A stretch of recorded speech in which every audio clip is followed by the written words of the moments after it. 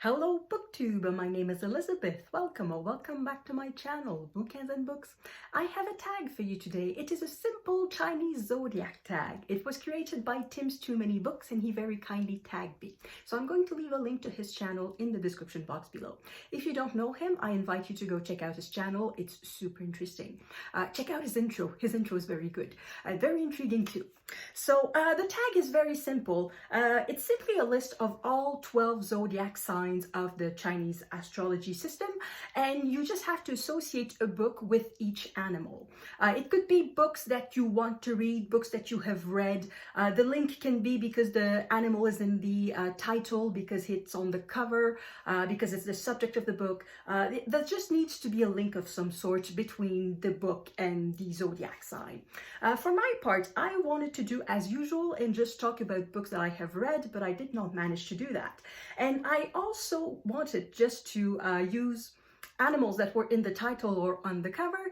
And again, I did not manage to do that because some of these animals are quite elusive in my library. Some others are ubiquitous, like dog, that's easy.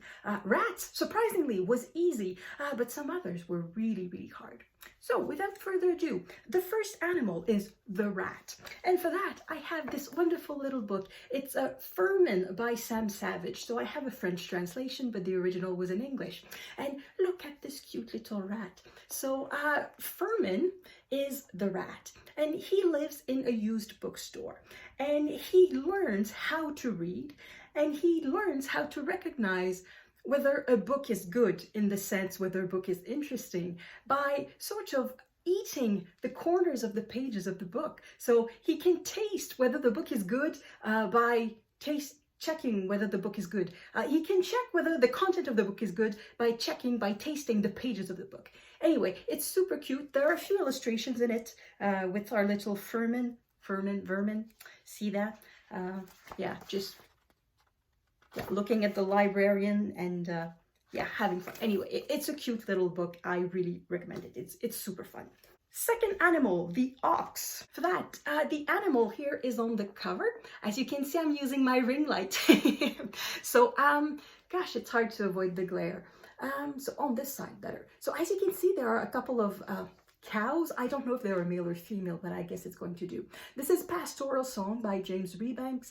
It is a memoir about farming in the United Kingdom, in England more precisely. And in this, he talks about how industrial farming is, in the long term, very harmful for the land and for the animals and for humans in general. How costly it can become because, well, I'm not going to summarize the book. I'm just going to encourage you to read it. But it really sparked a reflection in me in how I buy my food and where it comes from, and the importance of smaller farming, and yeah, questioning whether the large-scale industrial farming that we have, particularly in North America, but probably more and more elsewhere in the world, how harmful it is. So it's very good. Third animal, the tiger. I have a book that I read for Nonfiction November, The Tigress of Forli by Elizabeth Lev. So the Tigress of Forli is Caterina Sforza. When she was, I'd like to say a teenager, but she was not even a teenager. She was just a girl when she got married. She was 10 or 11. She got married to the nephew of the Pope. Now, of course, she did not choose to get married. It's her father who chose to get to have her married. Her father was the Duke of Milan. And the thing with marrying the nephew of the Pope is that you become powerful while that person remains the Pope's nephew. But when the Pope dies and somebody else becomes the Pope, then you're no longer married to the Pope's nephew. So it doesn't work as well. So she had a very difficult life, but she was extremely smart, extremely brave, extremely strong. And that's why she got the title of the Tigress of Forli. She's a character to be reckoned with. The next animal is the rabbit.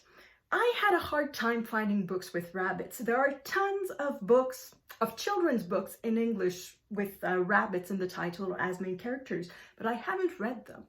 So instead I decided to go with a book that I would like to read. So it's the one exception in these 12 books. It's the one I haven't read. The title in English is The Year of the Hare, and the author is from Finland. His name is Arto Paasilinna. Right side here. So I heard of this book on Alexandra's channel, The Ritual of Reading. For her Advent calendar, she decided to visit Scandinavia. And one of the books that she read was this one, The Year of the Hare. And she made a really good case for it. And I saw it at the bookstore the last time I went. So I'd like to read this one. Next prompt is dragon. Now, for readers of fantasy, it's easy to find books with dragons, but I don't read a lot of fantasy. But one that I read is Guards by Terry Pratchett. And what happens in this book is that somebody finds the secret to, can I say resuscitate, to recreate, the secret to bring back dragons, because dragons had been exterminated or had been eliminated in some sort of way, and somebody finds a way to bring them back, and that is the plot of Guards. So I don't think we have dragons on the cover. Now, no dragons on the cover, but there are dragons inside of the book. Next animal, the snake. This time we have it on the cover. It is Galapagos by Kurt Vonnegut. I've read just 2 Kurt Vonnegut's in my life, Slaughterhouse 44? Slaughterhouse 5. Why did I say 44? Slaughterhouse 5 and Galapagos. And I don't remember that there's a snake in it. But there probably is. Sometimes I read books and I just remember the gist of it. I don't remember the detail. So in this book, what happens is that we are 1,000,000 years after the year 1886.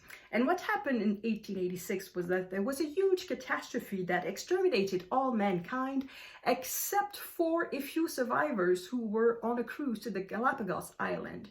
And these people were stranded on the Galapagos Island, and they are creating, I guess, a new race of humans. And this is what happens over the million of years between 1886 and 1,000,000 years later. It was quite funny. It was, I think, probably typical of Kurt Vonnegut, but then, as I said, I haven't read that many Kurt Vonnegut's to know it. But it was quite good. Next animal is the horse, and once again I decided to go for a cover. So we have the head of a horse here. This is The Wars by Timothy Finley. And this is a book that I read a long time ago, and it's in English. And a long time ago, I did not speak English that well. So I think that's the reason why I don't remember much of that book. What I remember most about that book is, funnily enough, the scene depicted on the cover. I have this image of a horse leaving a barn on fire, and probably there's somebody on the horse leaving the barn too. I say a barn, it could be a different kind of building, and that's the only image I have left of this book. So I want to reread it. I remember that it was good. I remember that I liked it. I remember that I told myself I must read more of Timothy Finley, and since then I have not read any other Timothy Finley, and I don't remember much about the book, so I probably should reread it. Perhaps I should put it on my pile of Canadian books to read in 2023. But there's a horse in there. Next animal is not an easy one, the goat. I read The Feast of the Goat by Mario Vargas Llosa, and it was the choice of Tim, so I decided not to repeat that book. So what I found is this. This is a collection of short stories by French author Alphonse Daudet. He's from the 19th century. The title of the collection of short stories is Letters from the Windmill. And the most famous short story in there is Mr. Seguin's Goat. This is the story of a little goat that is bought by Mr. Seguin, and she lives in the enclosure, and then every day she's taken out in the field, and she loves it in the field, and she does not like to go back to the enclosure at night. So this is the story of a goat that wants freedom. But the poor little goat is kind of stupid, because one night, I'm telling you how it ends. I'm not really telling you how it ends. But anyway, one night she hears the call of the master saying that she has to go back to the enclosure. And she's hearing the wolves too. And she decides not to go back to the enclosure. What do you think happens to the poor little goat? Anyway, it's the sort of story we have to read in school. I guess there's a moral to it. If your parents tell you don't go to that place, don't go to that place. I suppose that's what it is. But anyway, so I remember very well the story of the goat of Mr. Seguin. Yeah, and the other stories were good too. And Daudet, I think in general, is a good writer. So that's something I recommend. I'm still experimenting with my ring light. Ooh, ring light. I have to learn how to use this. Next animal is monkey, and for that I had a lot of choice. I decided to go with Canadian literature. There's glare on that side. I should go like this. Yeah, I wanted to show the books, that's why I placed myself there, but I guess I'll hide the books and I'll show... No, there's a ring light there too. Darn. Yeah, okay. Well, like this. It's at a weird angle. Anyway, so Monkey Beach by Eden Robinson. I think this is her debut. It was published in 2000, I think. I don't know. Yep, exactly, 2000. And since then, she has written, among other things, the Trickster trilogy. That is quite popular in Canada, and I read that. I read the last 2 books last year, and I really liked them. So this is the story of a girl growing up in a reservation on the west coast of Canada in northern British Columbia. And yeah, it's an ordinary life, I guess, but we see what she's going through. It's a bit of a coming-of-age novel. Next animal is the one that probably gave me the most difficulty, the rooster. I found tons of books on birds in general, so just the name birds in the title or some unspecified bird on the cover. And I also found plenty, not plenty, but I found swans, penguins, of course, a peacock, and a parrot, and probably other types, oh, and a seagull. But I did not find any roosters on my books, not even a cookbook for chicken. I did not find anything related to roosters. So I thought, okay, when I think rooster, what do I think of? And I think of France, because the symbol animal of France is the rooster, a little bit like the bald eagle is the animal of the United States and the beaver is the animal of Canada. For France, it's the rooster. And if you watch the World Cup of football before Christmas, you probably could see on the shirts of the French players a little rooster. And that's because it's the symbol of the country. So I thought, okay, well, I'm going to go for a French author. Who is the author that represents the most French literature? And of course, the answer is Victor Hugo. And his most emblematic book, I think, well, perhaps it's Notre Dame de Paris, perhaps it's The Hunchback of Notre Dame, but I think his most famous work is Les Miserables. So here is the most emblematic work, in my opinion, of Victor Hugo, who is the most emblematic writer of France. He got national funerals when he died, and this on the cover is, for me, my favorite scene in the entire book. It is when Jean Valjean meets little Cosette and takes her away from the Thénardier, and I cry every time. I just love that scene. I don't think I've ever read the book cover to cover. Well, this is just 1/3, and there are 2 other volumes, so the entire thing is big like this. I've never reread the entire thing from cover to cover, but the scene where Jean Valjean picks up Cosette, oh, I've read that one several times. I really like it. So that's my pick for Rooster. It's a bit of a stretch. It's far-fetched, but that's what it is. Next animal, the dog. I had a lot of choice for the dog, and I decided to go with this type of dog. The Orange Balloon Dog by Thompson. The subtitle is Bubbles, Turmoil, and Avarice in the Contemporary Art Market. So this is a nonfiction book, and it is about, I don't know if you recognize this. This looks like a balloon, but in fact it represents a statue by, what's his name? I'm not going to find it. Jeff Koons. There we go. I just had Dean Koons in my head, but no, that's for Galapagos. So Jeff Koons, who created this statue. And at the time the book was written, the Orange Balloon Dog was the most expensive piece of art ever sold by a living artist. So dead artists sold for more, but this yellow dog, it's orange dog, sold for I don't know how many millions. So this is the specimen in question. And after After that, there was a painting by Hockney that became the most expensive, and then the place was retaken by Jeff Koons, and now it's again another painting by Hockney. Is it a painting? Yeah, I think it's another painting by Hockney. That is the most expensive piece of art ever sold by a living artist. And in this book, they question specifically that. Why is it that we are so obsessed with the price of art? Has art become just a competition about money? Is there any... It basically questions our relation between art and finance. And I have to admit that after having read this, I became a total skeptic about modern art. It almost looks like a scam. I know that the artists create something and they probably put their heart and soul in it, but it really looks like a playground for the rich, and it looks a bit like a gimmick. And I think it's in this book that I learned that in Luxembourg there is several giant warehouses that store pieces of art, but these pieces of art are not in Luxembourg. They are in Luxembourg, but officially they're not. They are in transit. These huge warehouses are considered as transit zones of the airport. So even though they are not on the airport, on the site of the airport, they are definitely within the boundaries of Europe. They are considered in transit, and there is no tax to pay on it. No duty to pay on it. It's a scam.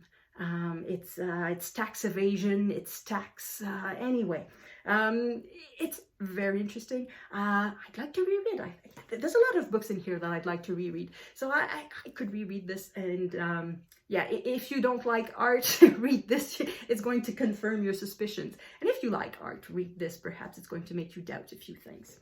And finally, the last animal was pig. And once again, I had to stretch the definition a little bit. Well, not stretch the definition, but go away from my basic criteria of having the animal either in the title or on the cover page. This book is about, in a very indirect way and in non-literal way, a pig. This is Catch and Kill by Ronan Farrow, and this is the memoir of how Ronan Farrow investigated and tried to publish his story about Harvey Weinstein. So the pig in there is Harvey Weinstein. It's not Ronan Farrow. It is Harvey Weinstein. In case you're new to my channel, yes, this is the sticker price, and yes, I leave the sticker price on my books because I think it's interesting. It sort of tells the story of the book, of where I got it, how much I paid for it, and all of that. So I leave the sticker on. So anyway, this is about, indirectly, it's about a pig. So it's not really the investigation about Harvey Weinstein. It is how Ronan Farrow tried to publish his investigation, the difficulties he had with publishing the investigation, the threats that he received, and things like that. So it's a memoir by Ronan Farrow. It is not the story of Harvey Weinstein and his victims, but it is nevertheless indirectly about a pig. So that's my choice for a pig. So that's it for the Chinese Zodiac tag. Now I'm just going to tag some people, and I thought it would be fun if I would tag some people, some booktubers who have animals. None of them, as far as I know, have monkeys or pigs or not even rabbits. I think I'm just tagging people who have dogs and cats, but still, I'm going to tag Steve Donahue, of course, because it's a sin if you don't tag him, Greg from Another Bibliophile Reads, Mark from Book Time with Elvis, MJ from Reading This Life, Shelley Swearingen, and finally I'm going to tag Criminali because I wonder if you can come up with a killer version of all of these animals. So that's it for me. Thank you everyone for watching, and I will see you in the next video. À la prochaine!